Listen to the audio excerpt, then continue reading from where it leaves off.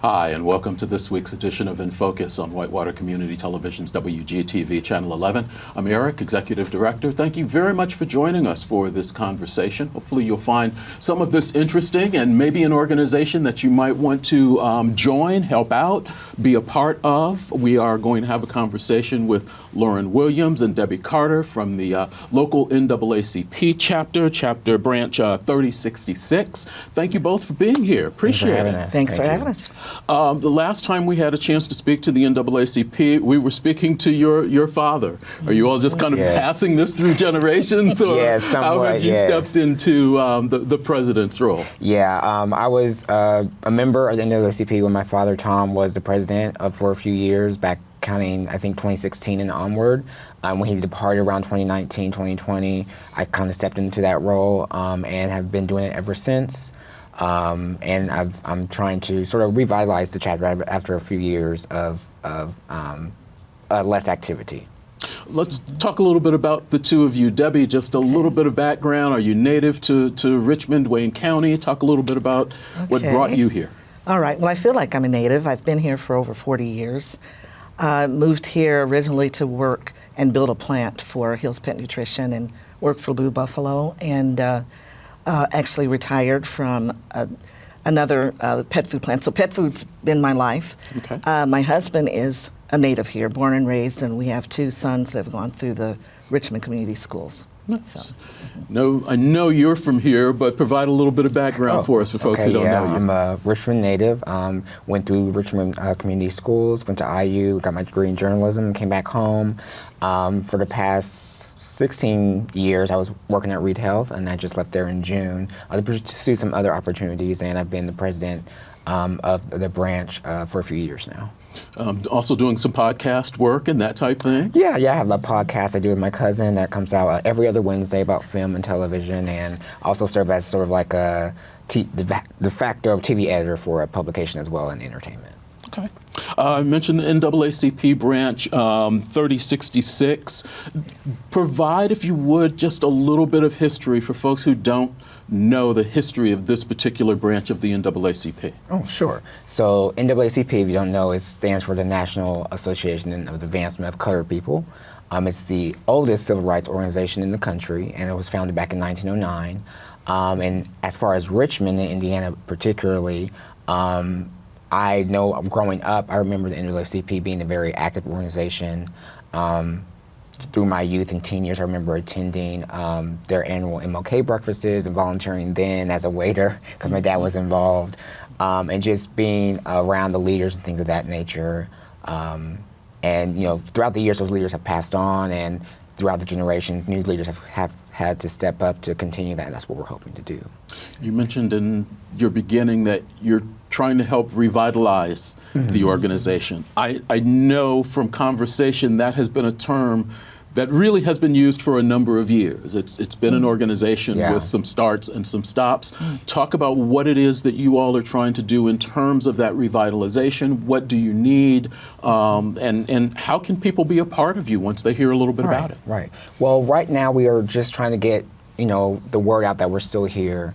A lot of people assume that it's gone away, or a lot of generations newer don't even know what the NAACP is, unfortunately. So we're trying to sort of reassess, reappear, let people know who we are, that we're still here, and that we really want to serve the community and the needs that they need.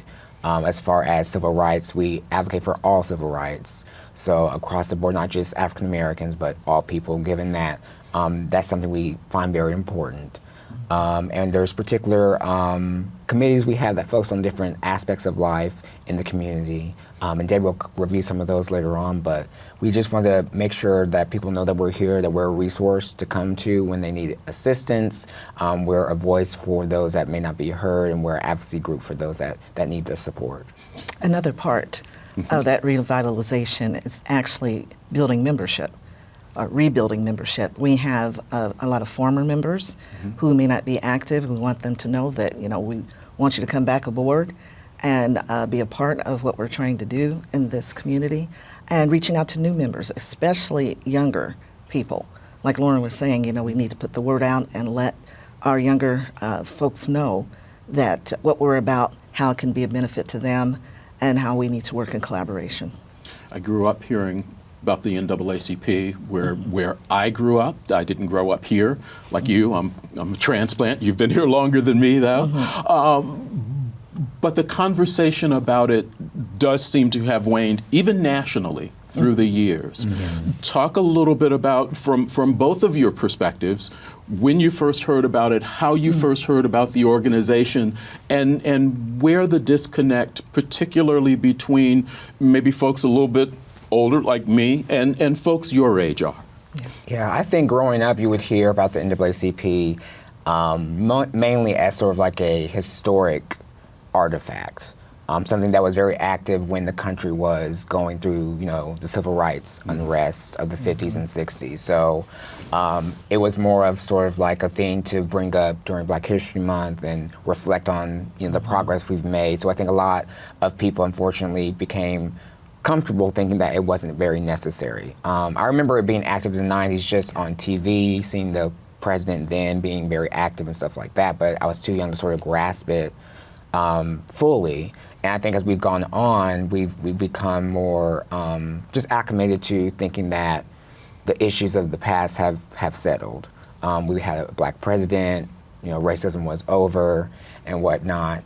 So now we also had a different movement arise that was more liberal with the Black Lives Matters movement as well. So I think that seems to be the disconnect of just that the NAACP was still there, and with the future generations, they're going for the same goal, but just different pathways. So there's a need to sort of reconnect those.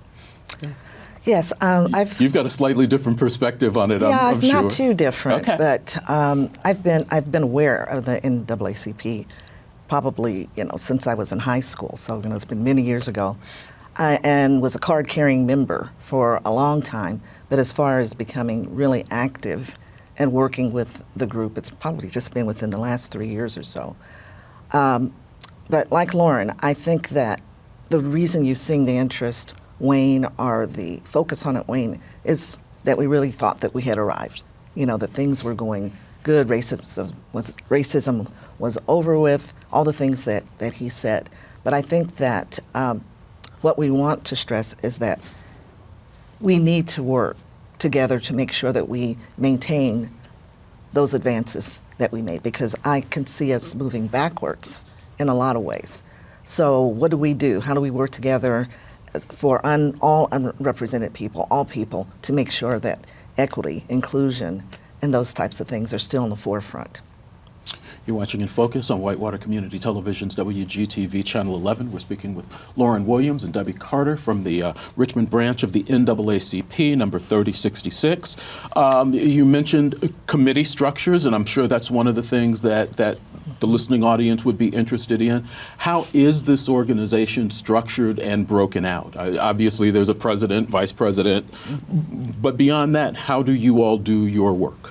Right. So there's an executive board, which consists of the president, vice president, secretary, treasurer, so on and so forth. And then there are self-appointed committee leaders that focus on leading the separate committees that make up the membership.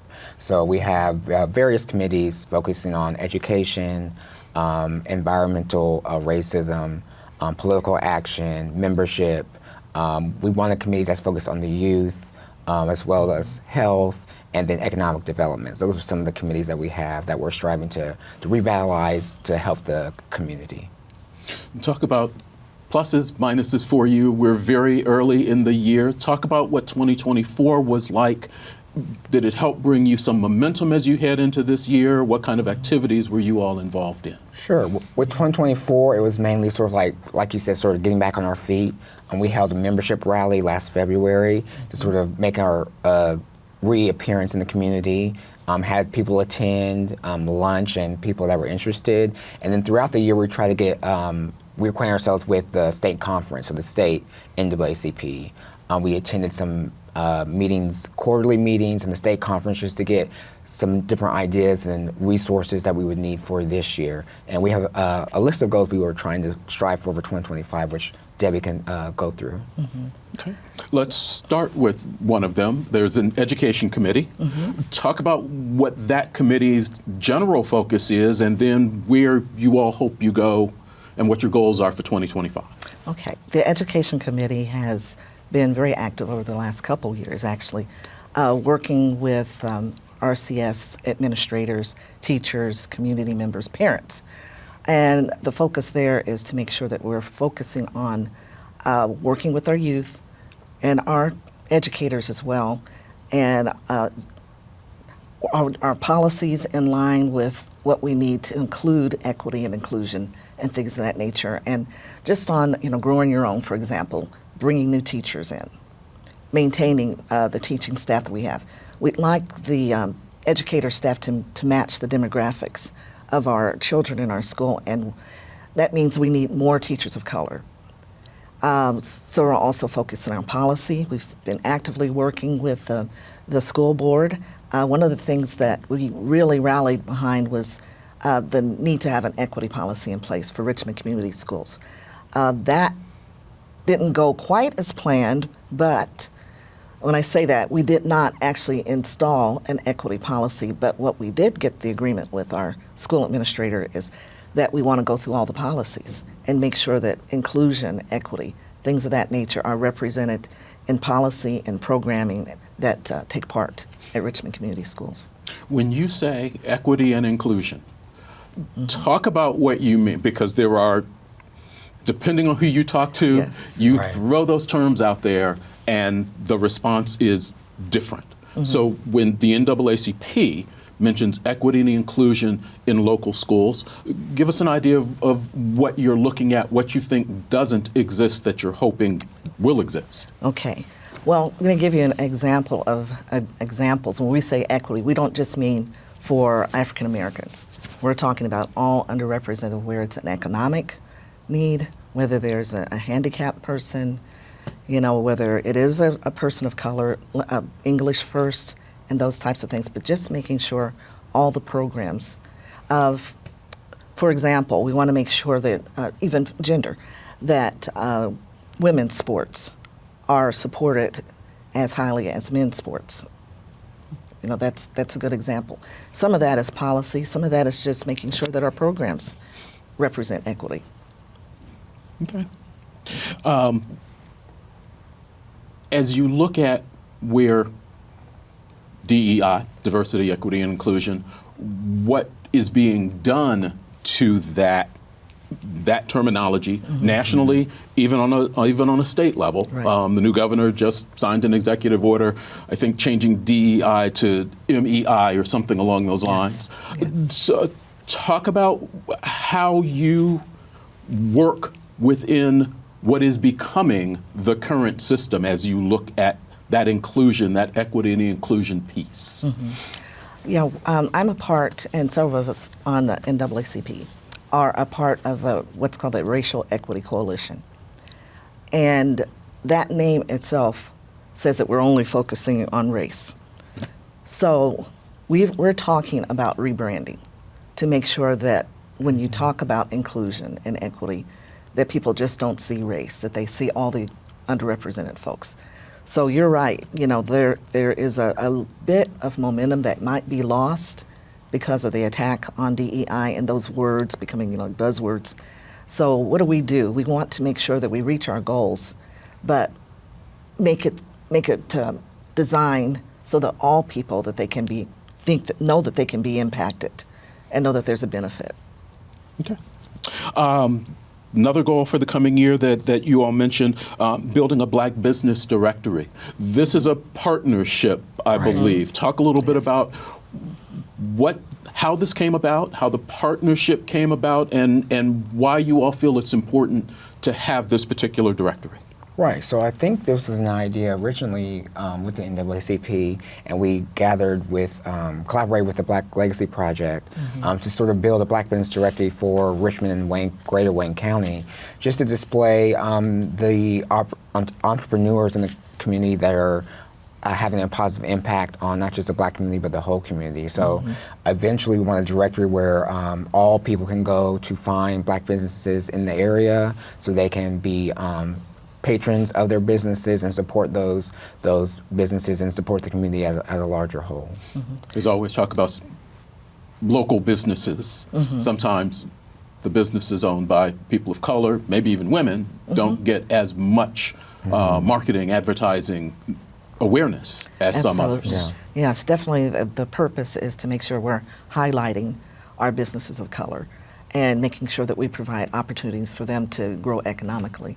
And a little bit about the formation of the committee. I know that members of the Black Legacy Project, Marlene Lindsay, Yvette Baker, they went door to door to different businesses in the community, collecting information, phone numbers and addresses, several years ago, and had a paper copy out that people were utilizing. We want to make it a little bit more user friendly and also expand to the new businesses that may have formed since that was put together. So definitely a way to highlight those businesses. Thanks for spending some time with us. You're watching In Focus on WGTV Channel 11, or maybe you're watching us on YouTube or on our Facebook page. Maybe you're listening to the stream on a Sunday morning as you're working out on G1013 or their sister station, ESPN Radio, 1490 AM, 100.9 FM, WKBV. However you're checking us out, we appreciate you spending some time with In Focus. We're speaking with Lorin Williams, Debbie Carter from the NAACP. Thanks for spending some time with us, coming in and talking to us. Building membership with local high school and college students. Obviously, we have a number of college students here on the IU East campus where we are, Earlham College, some through Ivy Tech, and we mentioned the disconnect a little bit between what some younger people know about the NAACP and others. Talk about what that outreach is to them, how you connect with them, and what's your message to them? Right. Okay. Sure. So we have been in touch with all the campuses so far, just to kind of gauge what the feeling is toward us, as we're sort of not a new organization, but we're new to them. We do have some select students that have been very active with us. A high schooler, Bryce Cordova, has been very active with us, as well as Nathan Hogg, was an IUE student, both Richmond natives. And we're just trying to build, hopefully build a student branch as well here in Richmond, just to get them active, to get them thinking about the way the world works and how they can be a positive impact on the community. We definitely have discussed both Earlham and IUE's campus trying to form maybe a joint college chapter here, knowing that a lot of them students are here temporarily. We want them to get involved while they're here so they can see how they are involved in the community and possibly have them stay once they graduate. So it'll be a win-win for both the campuses and the branch, just to have them involved and plant roots here that could be fruitful for the future generations. You've mentioned a couple of students that you've been able to bring in. In general, how is that outreach going? Are you still working through the campus administrators, or have you kind of gotten to the students and what's your story to them? Because even you mentioned they may not know what the NAACP, you say NAACP and they just kind of look at you like, eh? Right. They've definitely heard of us, but they didn't know that we were here. So some of the examples, we've gone to both campuses, had events there and introduced ourselves, had them give us their email information to trade. The hardest thing is that they are college students, so most of their time is spent being dutiful students, so we know we can't pull them away. Yes. We can't pull them away. That's the story easily. They're telling mom and dad. But we definitely want to make sure we're just passing the word to them and make them see how they can be active, and how a lot of the things that we're focusing on will, in fact, impact their lives more than ours, since they are the future generations. We've discussed possibly having our meetings on the campus there, so occasionally, so students can be there in person to get more word there, and just other collaborations throughout the year through the students and the organizations that the youth are part of on the campuses. Yeah, we're like Lorin said, we're early in the process, but I know the state NAACP, as we've been attending the meetings, they have a very, very active youth conference, and members from, Purdue and IU and Indiana University and things of that nature. So the youth chapter is very active over the state. I think the story that we would want to give to these students, or local students, is that they are our future. They are the future, the longevity of this organization, and there is a benefit to them now, to their children. So, and we need you. We need you to be involved. You mentioned the youth outreach and the state level. Is that youth outreach a national activity of the NAACP, and how does your local organization follow or differ from what the national priorities are? Right. So any one branch can set up a youth chapter. So there's youth chapters all over the country, and like they said, they have a youth conference at the same time as a state conference, and then when the national conference occurs, there's also a youth conference at the nationals as well. So I believe you need at least 25 members for a youth chapter, and they can pay an annual fee. I believe it's just $10 for a college student. We could establish that. We would just need the right membership, and then I know the state leader of the youth conference would assist us in developing that, making sure we had an advisor to lead the students in the efforts that they want to pursue. More information on that, on membership and stuff like that, is on the NAACP national website, naacp.org, where you can become a regular member or a student member. That's their website. How does somebody connect with you all? Connect with us. Right now we are on Facebook. You just type in Richmond NAACP. You can message us there. We're trying to stay more active there, since a lot of people are on there. That's where a lot of people get their news right now and other messages locally. So definitely contact us there. And if you need to reach out to me, you can message me on Facebook as well under Lorin Thomas Williams. We're just entered a year where there are no elections, and I'm sure we are all incredibly happy about that, at least not here locally or within the state. Right. But 3 out of every 4 years there are. Can you talk about what you all's work has been in terms of even just voter registration in the area? Sure. This year, voter registration was one of our top missions. So every event we visited, we were enrolling people to vote, enrolling students, talking about the different policies and bills that were on the ballot. We actually were involved with the Wayne County Democrats to support their holding some of the Democratic running mates at their event last year. We also held a voter registration event as well, and welcomed both Democratic and Republican nominees there to interact with the public, to get an idea of who is running, what they're running for, as we cannot support a single candidate. We're bipartisan. So that was one of our biggest goals last year, and I thought it was very fruitful. It went very well. We did register a lot of students and adults. You're into 2025. We've got about 5 minutes or so left. Talk about your priorities for this coming year, and 1 or 2 places here in the next couple of months, if it warms up, where people might be able to connect with you all face to face. Okay, well, if you want to see us very soon, we will be at the Black Expo on February 8th that the Black Legacy Project is holding. That'll be at the Coleman Center, where they're inviting different vendors and organizations there to sort of celebrate Black culture and honor Black History Month. We're hoping it will become an annual thing. So that's on February 8th. That's a Saturday. From noon to 5, I believe. I think that's right. I'm sure Marlene's going to talk about that. Yeah, she'll talk about that more. And then some of our goals this year, definitely, increase membership, reach new people that are interested. We also want to establish our political committee to focus on legislation that could impact our community directly. We know a lot of things we see things on a national macro level, but the idea is to look at it through the micro level and see how it really affects your neighbor, your family. A lot of the things we're seeing that happening in our neighboring state of Ohio and other states across the country could definitely come here, given the administration's direction for the next 4 years. So we want to be mindful of that. Yeah, I agree. Around education is definitely one of the priorities that we want to make sure that we maintain around with ensuring that people know that we're here to support them. There are going to be some major changes in our community around jobs and just economics in general. How can we be of a support? So we want to make sure people know that we're a resource.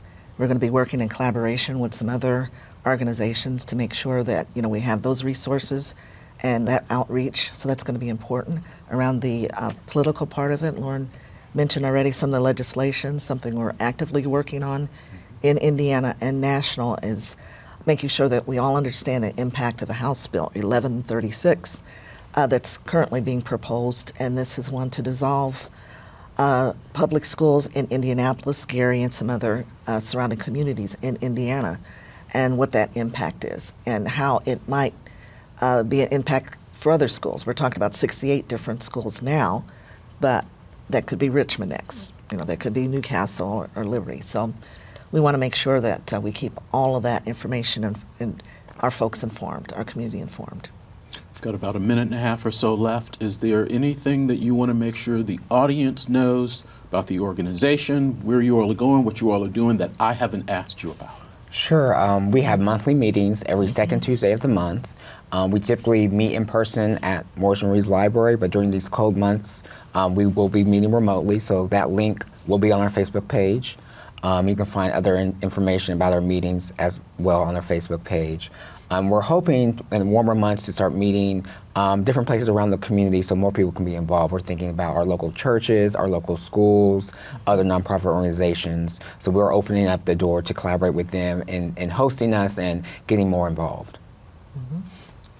Yeah, I think we've covered everything. I just want to reiterate that, we're still here. We're still wanting to serve the community and collaborate with other partners, and that we can be a benefit. All right.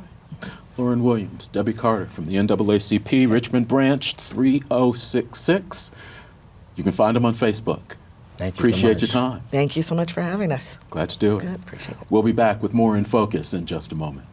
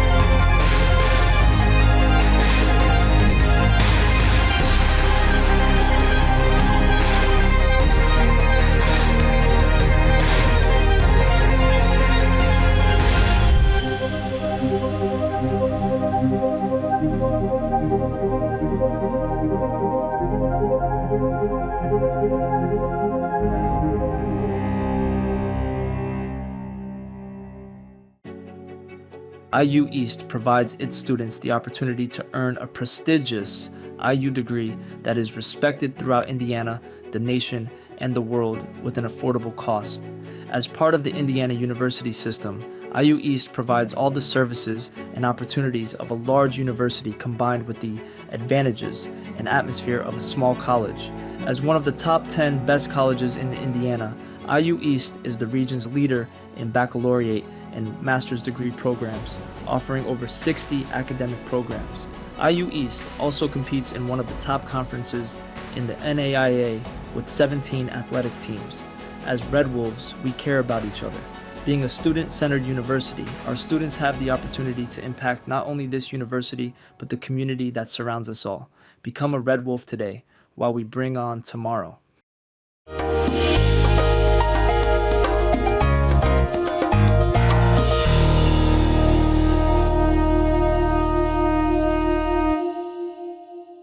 Hi, and welcome back to this week's In Focus on Whitewater Community Television's WGTV Channel 11.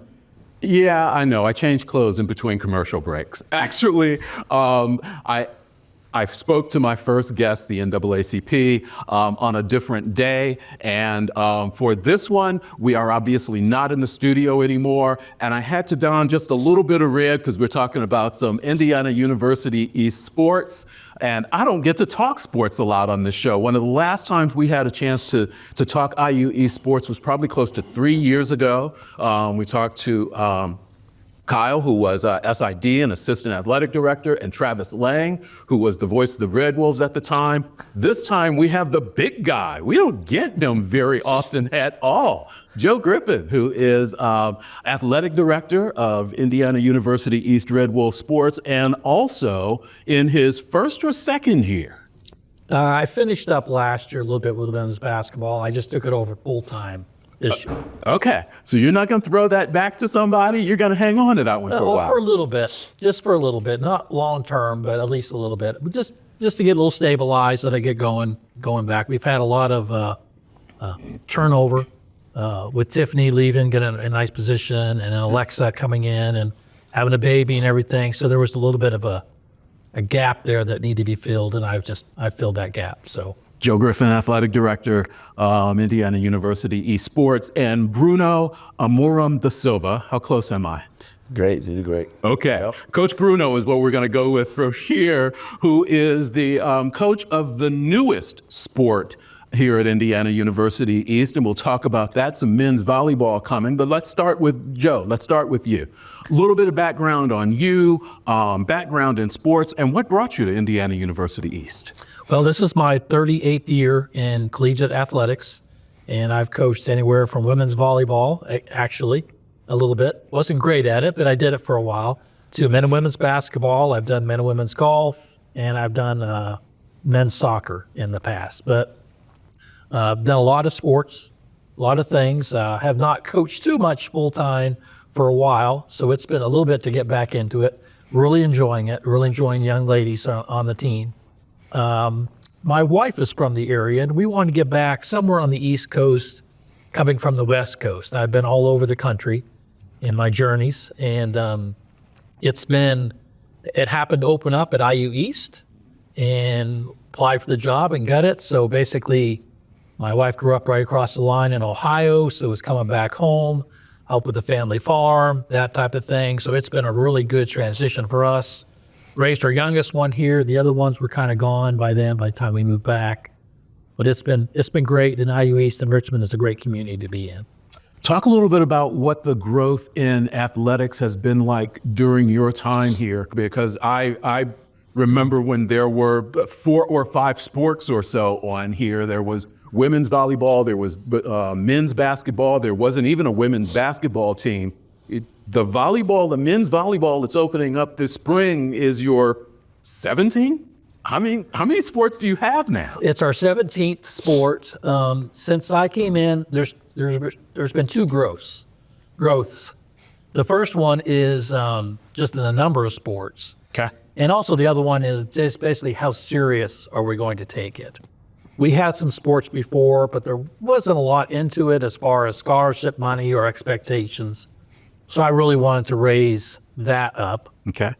So that's how track became a lot more, I don't know what the word is, but professional or more serious, or along those words along that line.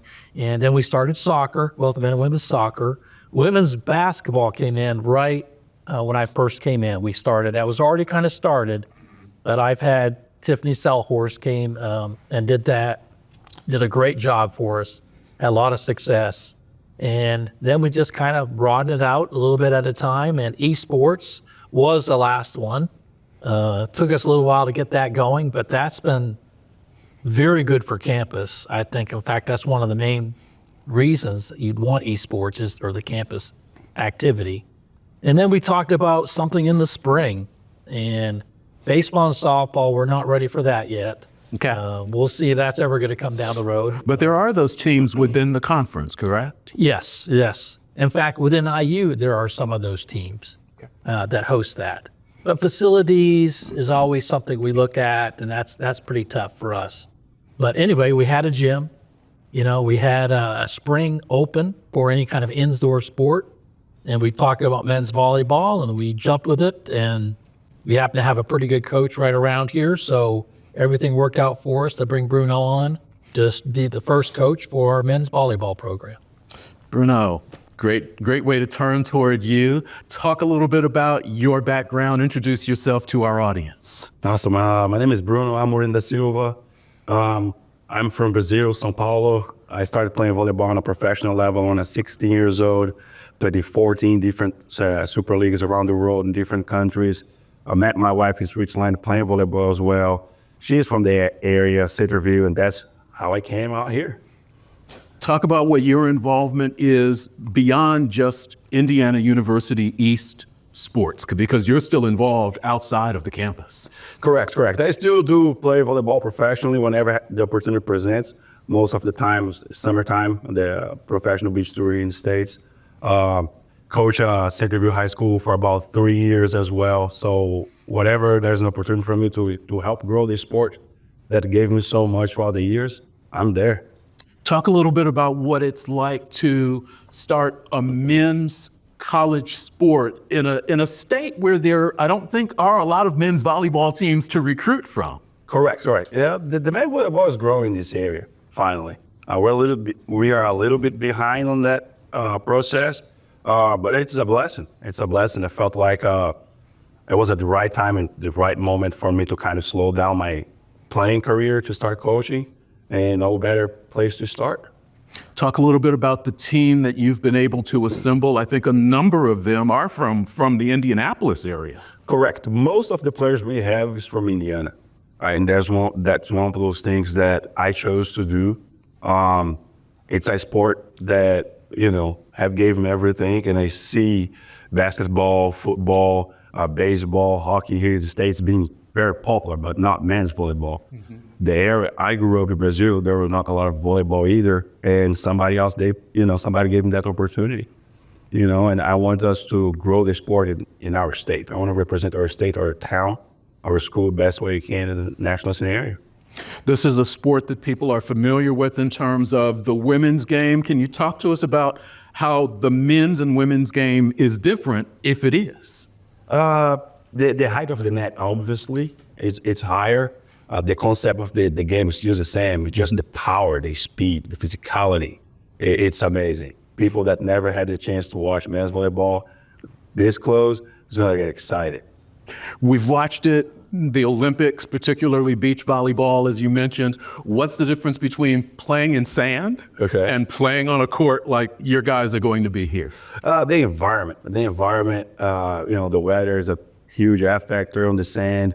We don't have that problem in indoor. And then whenever you're playing outdoors, it's an all-around sport. You got to become a better volleyball player, right? Indoor, you can kind of stay in a position, but beach volleyball, it's pass, set, and hit. You got to touch the ball every play. Indoor, you don't have that luxury. Women's feel a little bit same size, different size for the men? Everything is the same. Everything is the same. The height of the net and the physicality change. Oh my, that's gonna, I got hit with a volleyball once in warm-ups going to an IU East rib. Well, I don't think I'd want to do that with the men's, because I was seeing stars when I got hit when the women were doing it, let alone when the men, and you're talking about the power in that same size field. Correct. Some of those volleyballs, they go across the net about 80 miles to 110 miles per hour. So watch out if you're out there eating a popcorn, keep your eyes on the ball, because that thing's coming fast. The men, Joe, are playing most of their games early in the season, early January, early February, are actually away. There is a home game, I think, coming up later this month. But you all are really pointing toward the conference opener. Talk about the River States Conference, which IU East has been a part of for a number of years, and what the conference is like in terms of men's volleyball right now. Well, men's volleyball, we had 5 teams in our conference, and we've added 3 teams from another conference who didn't have enough. And in fact, I think Georgetown was national champs last year. Correct. They're now in our conference. Georgetown College in Lexington. Okay. Or near Lexington. So the level of play is really about as high as it can go.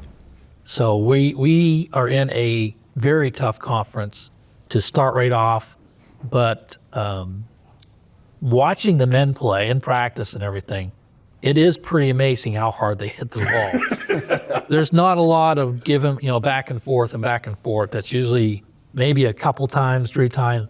Somebody's cranking on it and it's going down. So it's a lot of fun that way to watch it. But the conferences, we've got 8 teams. It's good competition, really good competition. It's an up and coming sport in the NEI and in our area. And really Columbus, Ohio, and Indianapolis and Cincinnati, they're all it's all growing. This is a growing sport. So it's nice to be in the front of it, pretty early in the front of it. So it's here to stay. It's here to stay. You're in early, you get some early recruiting. Talk about what recruiting, not just for men's volleyball, but for all of your sports are like. Are you locked into a region? Can you go internationally? And how do you convince kids to come to IU East and play? We allow a little bit of international limited for the men's volleyball team. We've done it for a few teams just to try to be more competitive right away. But it's one of those things. It's recruiting. You go out hard and heavy and try to convince them to come. And if nothing else, we have a Bruno to try to help sell that with his experience level and that you don't get that every day. So that's a nice little gift for them. But even just for some of your other sports, you've got 16 other sports, you've got coaches out there recruiting. You're keeping some of the local kids home. I know there are some local Wayne County, Fayette County students that have been a part of your various teams through the years. Talk about mixing those local kids with kids from the region, with kids from out of state. Yeah, we use every means available to us, and we're somewhat limited.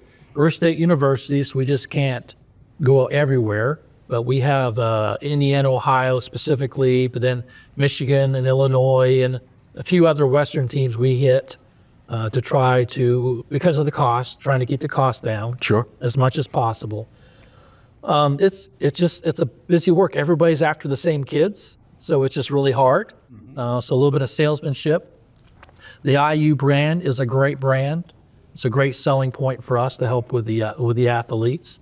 But it's hard across the board anymore with transfer policies and NIL. You'll see probably some of our more established sports, and even with Bruno, looking at more transfers to come in and go from one place. Maybe they weren't happy, it wasn't the right fit. Then they'll come and try ours, and hopefully we're the right fit. We've been a very good fit for most of the international we've had come in here.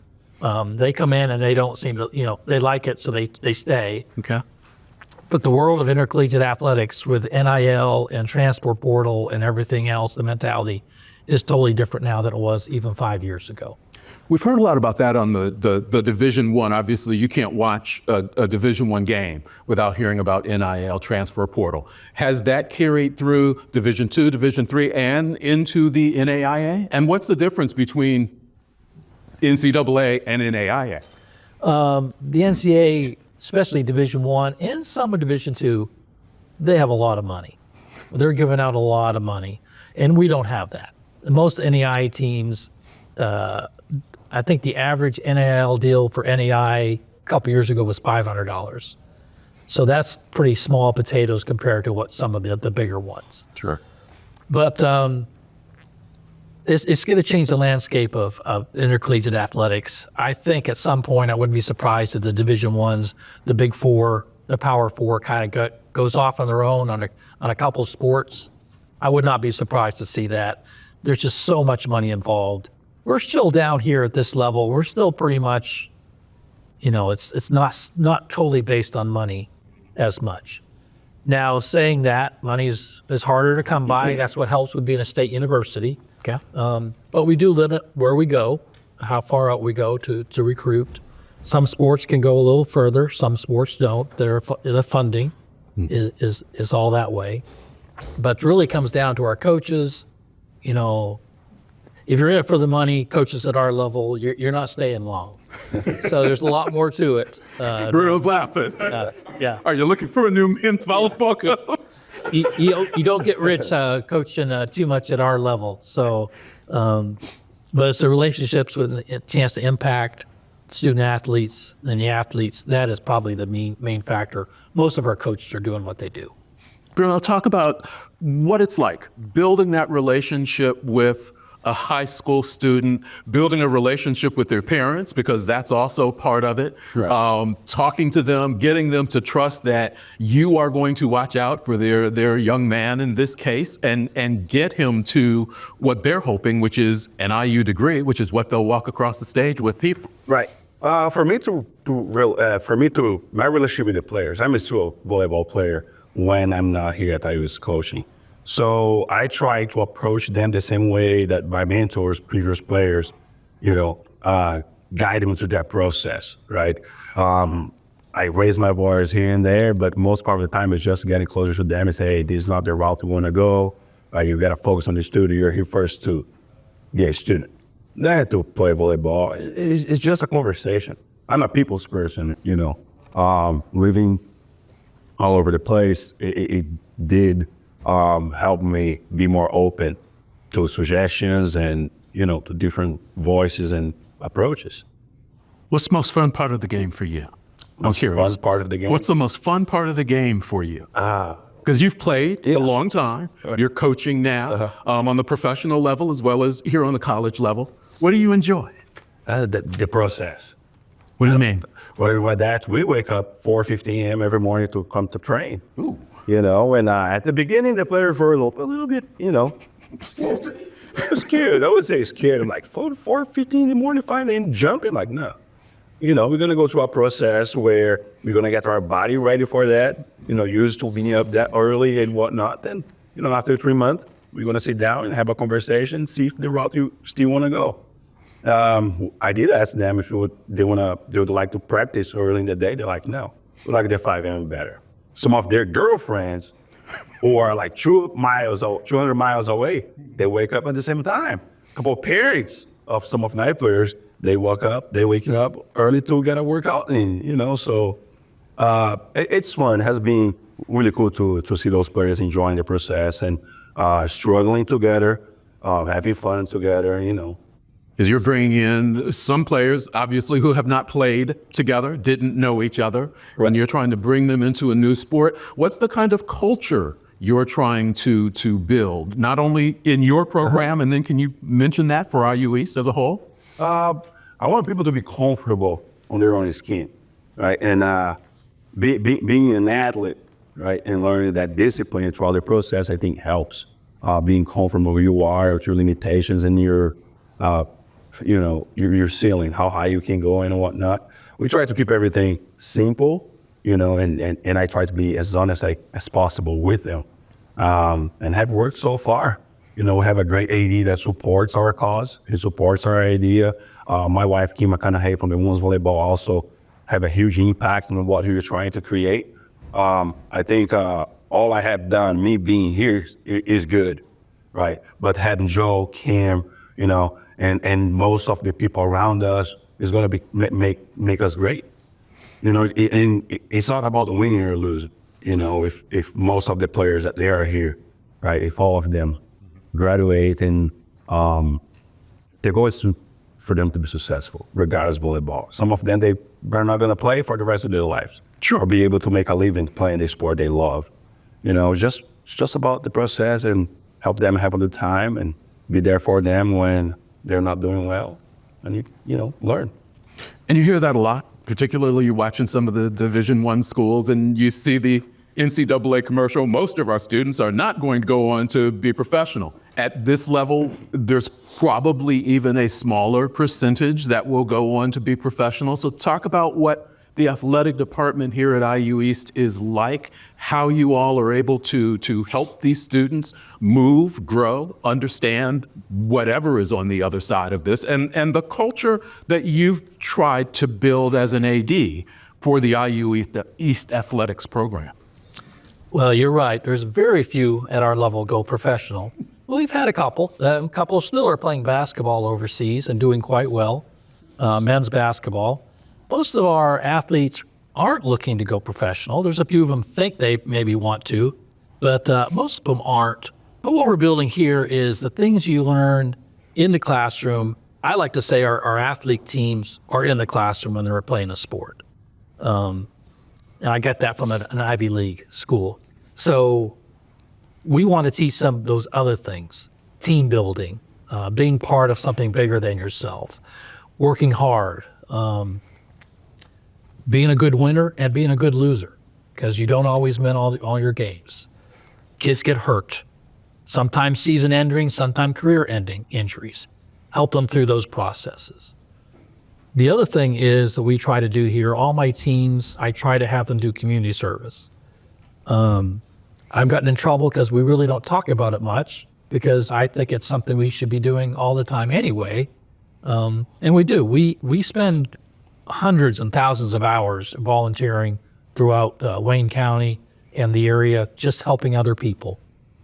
Halloween, Christmas, anything like that. We have some group doing something. We've been out shooting at Christmas time, and we've seen the basketball team or the women's basketball team or something helping out at one of the events in Glen Miller Park. Yep, that's part of what I tell them. Say, I want you to know how fortunate you are that and help others who maybe need a hand up or an encouraging word or just a smile.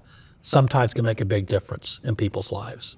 We've got probably about 6 or 7 minutes left. I want to give you a chance to talk a little bit about the facilities that these athletes are playing in, because you're sharing some facilities almost all around Wayne County. Yeah, that's the downside of IU East, is the lack of our own facilities. So Richmond High School has been very good, Northeastern in the past, Centerville, we use some of theirs, even across the line at Eaton High School for some of our track and soccer games that we have down there. It's really nice that they were able to share for us, and we've been able to share our cross-country course and our gym with any of them if they need it. We usually are very open to sharing with it. I know there's an annual high school cross-country meet that's actually held on campus here. Yes, and we have the community want to use the cross-country course and everything, which is great. It's easy. It's set up, and it's pretty easy to have them help. But we try to collaborate as best we can with everybody, and everybody has needs, and try to work around other people's needs. And our athletic department is growing pretty big. As they're doing what I want them to do. We're trying to get people in the seats and people here on campus. So it's been a lot of fun that way. It's a great community. I wish we had better facilities just in general for the community. But that takes money, and it's hard and all that. So hopefully somewhere in the future we can collaborate with some of the high schools, even other colleges, have something in the wintertime, especially something for our community and our athletes.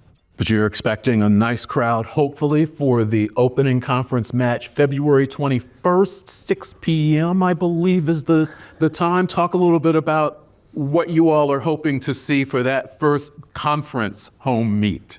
Well, I think the biggest thing I want to look in people's faces when they see how hard they hit the ball.